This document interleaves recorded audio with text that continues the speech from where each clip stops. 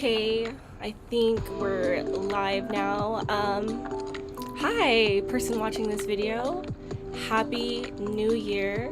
We are back again with another one. Today, I am not going to be drawing. I'm just going to actually be talking. I don't feel like drawing on camera right now, so I will just go ahead and talk. And if y'all see me squinting, it's because I'm obviously not wearing my glasses and I'm blind. But you know, it is what it is. I can kind of see, but I'm going to be probably looking down because I have my notes on my phone here. And I'm going to be revisiting the topic of love today.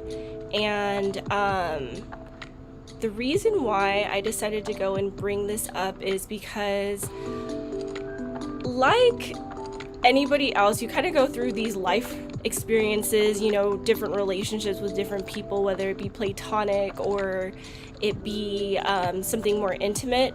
But I think I've just learned a little bit more about love and this concept of love and how we develop it and how we show it and project it.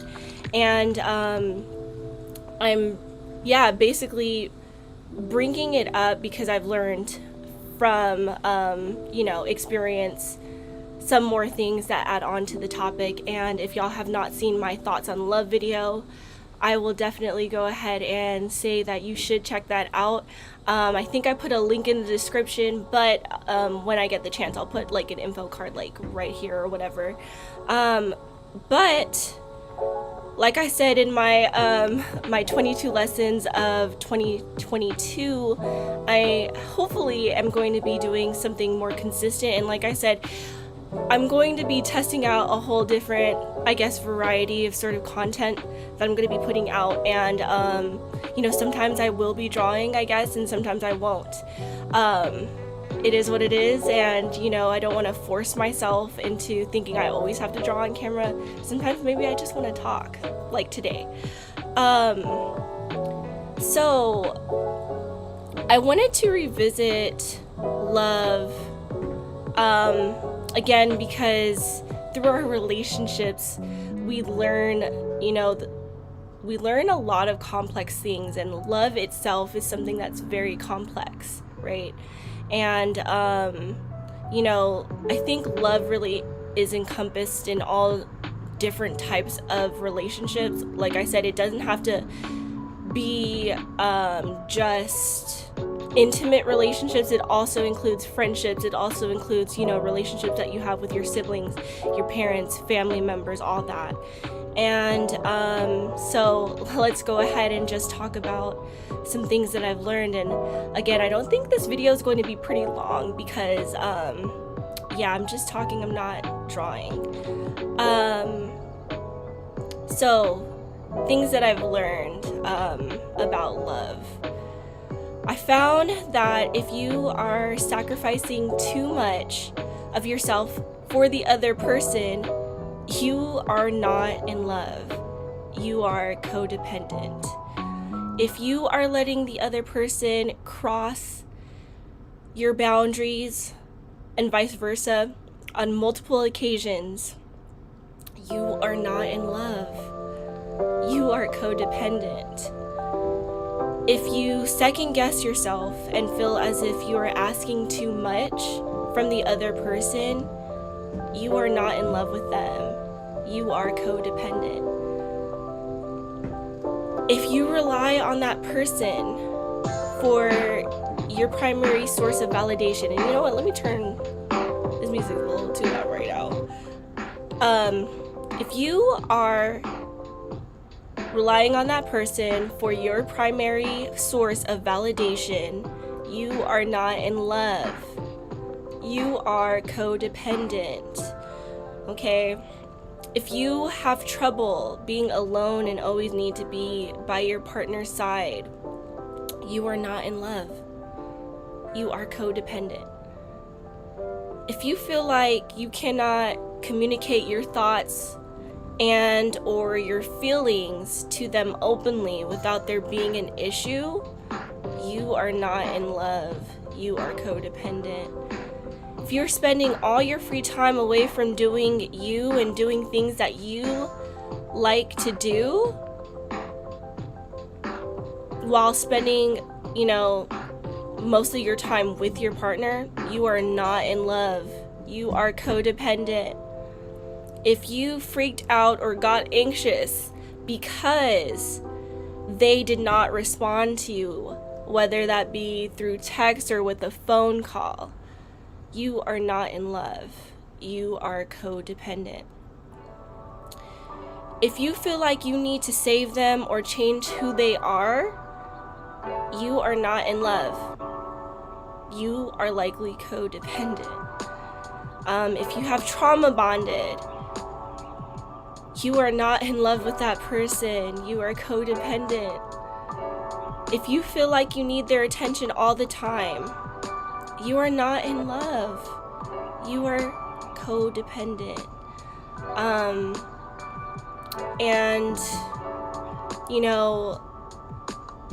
Just from my own personal experience, these are things that I had to come to learn. Realizing that, I've been in, previous codependent relationships and thinking that was some form of love when it really was not. Truthfully, has anyone ever talked about how codependency is, a twisted form of what we may assume love to be? And, a twisted form of what we believe healthy love looks like. And I bring this up because we learn this toxic way of having relationships through the first relationships we have, and that relationship is with our parents. And I'm gonna need y'all to rewind what I said, because every single thing that I have just mentioned is how we are raised as children by our parents. Our parents sacrifice themselves for us as babies. Parents and children cross boundaries all the time. Our parents are our first source of validation and attention. Our parents are the ones who tell us what to do when we aren't sure. As babies, we spend all our time with our parents doing what our parents, want to do. And don't we freak out if we don't hear from our parents, and vice versa, parents from their kids? We develop a codependency with our parents upon birth, and it's for the sole purpose of survival. Okay, plainly said, it's for survival. So I've been left here wondering, when were we supposed to grow out of this whole codependent sort of relationship, and why haven't we grown out of it? Because I find that this is actually very common in relationships, at least the ones that I've been in, and at least the ones that I've heard from other people when they talk to me about their relationships. And I came to think that the reason we don't is because maybe our bond with our parents becomes unhealthy.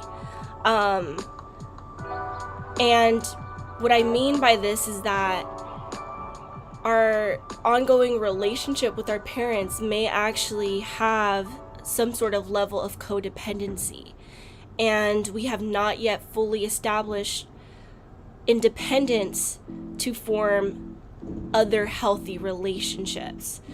And when we don't, this then projects into the relationships we do get into, because this is the only type of relationship that we are familiar with. Hopefully that makes sense. Yes, hopefully that makes sense. Codependency is not love. Codependency is not love.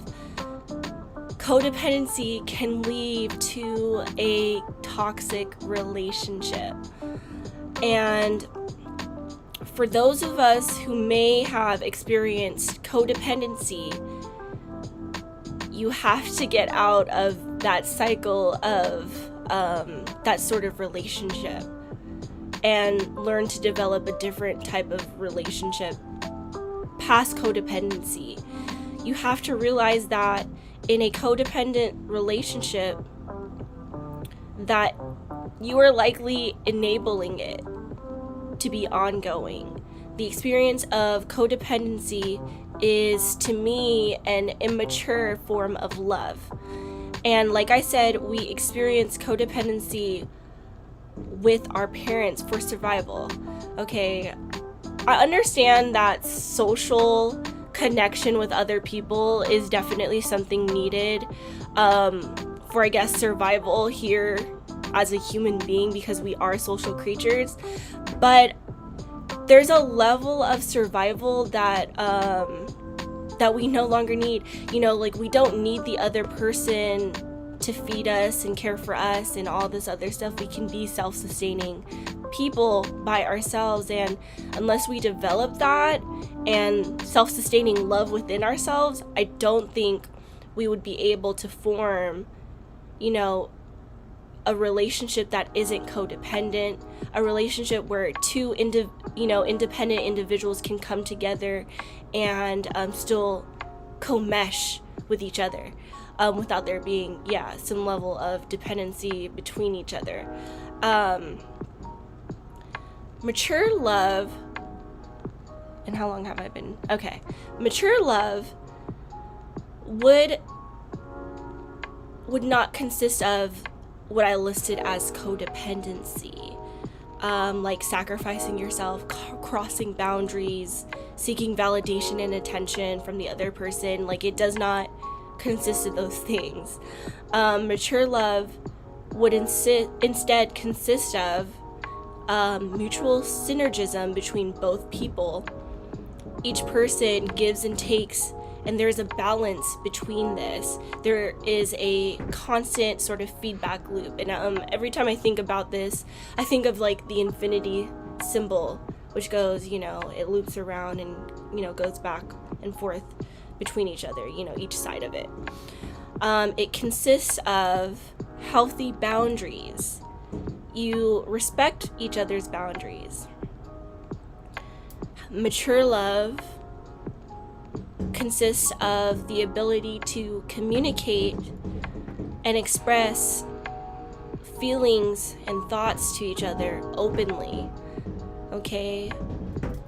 You're able to spend time away from your partner and be by yourself doing your own thing, and can come back and spend time together with them with no issues. You don't try to change them. Instead, you try to grow with them. Mature love consists of the fact that their attention isn't a requirement for your validation. And vice versa, your attention isn't a requirement for their validation.